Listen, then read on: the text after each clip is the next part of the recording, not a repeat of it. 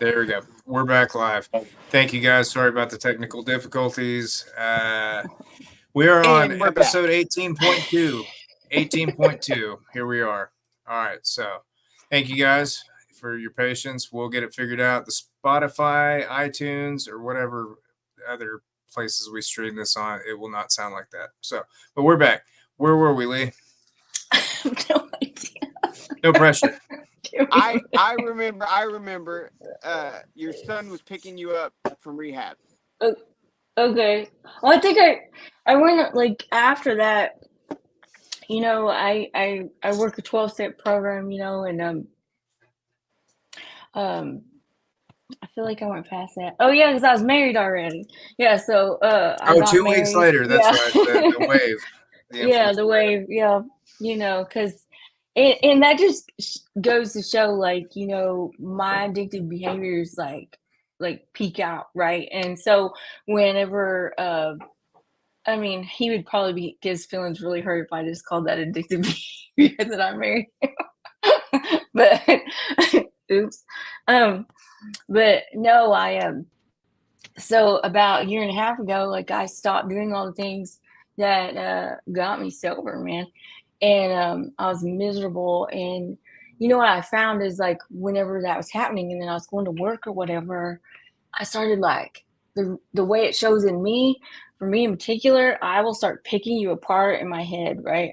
And I'm gonna pick you apart, and I'm gonna pick you apart, and I'm gonna pick you apart while I'm smiling and I'm nice. Like, I've always been really like, hey, I'm nice. I'm so nice. That's me. I'm nice. But in my mind, I'm like miserable, and I'm like picking everyone around me apart, and just like, it's horrible to be up here, and it's just going da da da da da da da da da, and the whole time I'm in school to be a therapist. And they're like, when someone met me, they did not know that that's what was going on, but I was like miserable.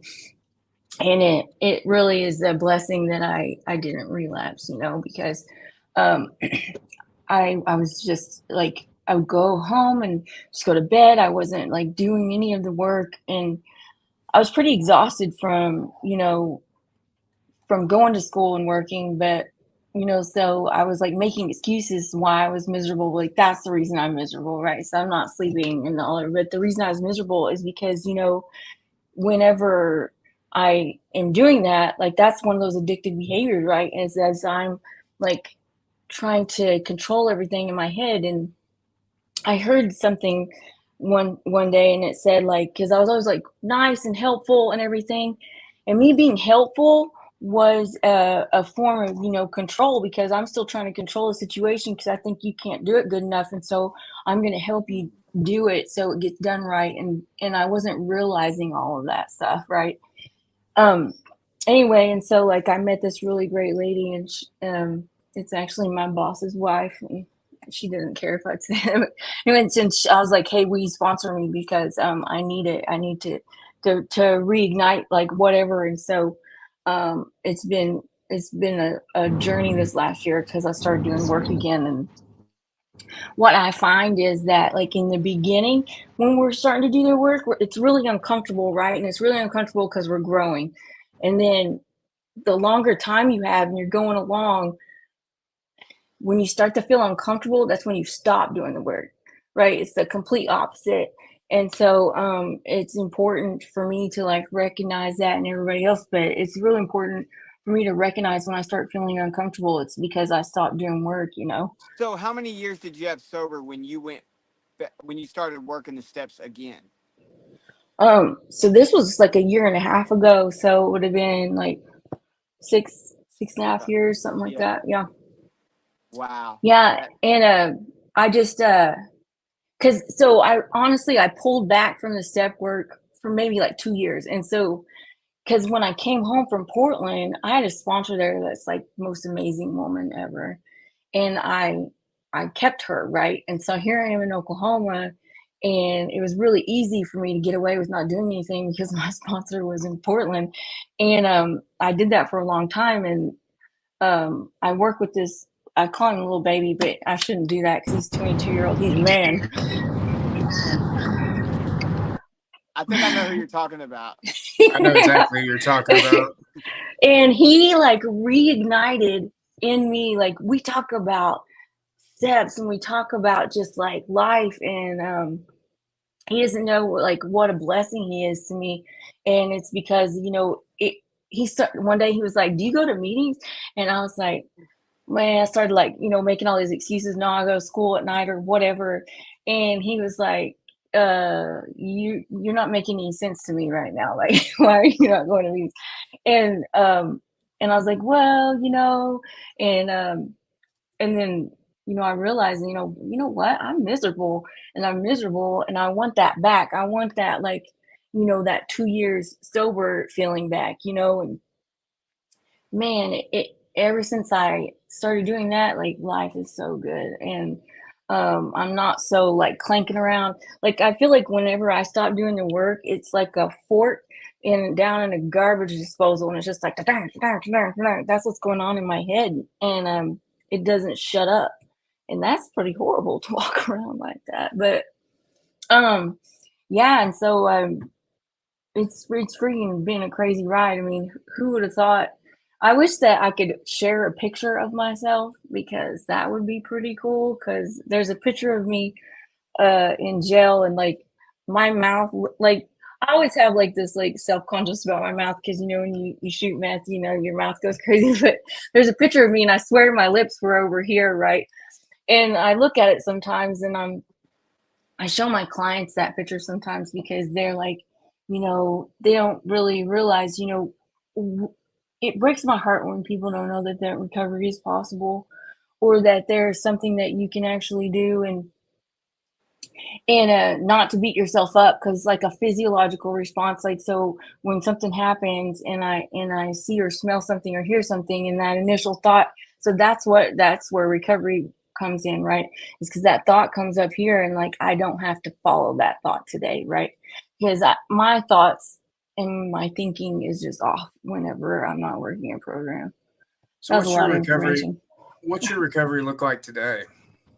Today I have a meeting that I go to, you know, every week. Last night or yesterday was pretty great. We went to this convention. It was pretty awesome. Man, I'm a therapist. That's nuts. I know I started off the same saying that, but that's just crazy to me that I did it. And that was a huge accomplishment for me. And it's not easy to get a master's degree.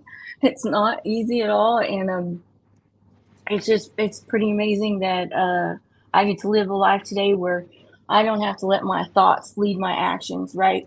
I have two grandbabies, and they never have to know me like I was, right? They never are going to know. Now, I'm really proud of where I came from, because you know the reason that I am who I am today is because I went through that. So I'm actually really proud that I have disease of addiction like I am, because the person I was before, I lied, I cheated, I did all of those things, and that's before I even put a substance in my body. Okay, and so today I don't have to live that life today, and I'm honest. And you know, I get up every morning, and without fail I connect to my higher power. Without fail I connect to God, because that's what I do. And the way I hold myself accountable is I send out like probably like 20 annoying texts to people, but it's okay because I'm like, hey, read this. I read this really great thing. Read this, you know, pray with me, do whatever, like connect to your higher power. Because, you know, the reason I'm able to stay sober is because I don't waver on that. Like, at all. We went to float the Guadalupe River here a while back, and like I said, that's fine, we can go early, but you're gonna have to give me time when I get up, because I have to do that today. So what is, I gotta ask, what's married life like, and how is your relationship with your kids today? Yeah, married life is obviously, it's been a challenge, because earlier, it's funny you said that, because earlier we were doing something, and I said, hey, isn't it kind of funny how we didn't even know each other and we got married? Like, he was like, you're so weird.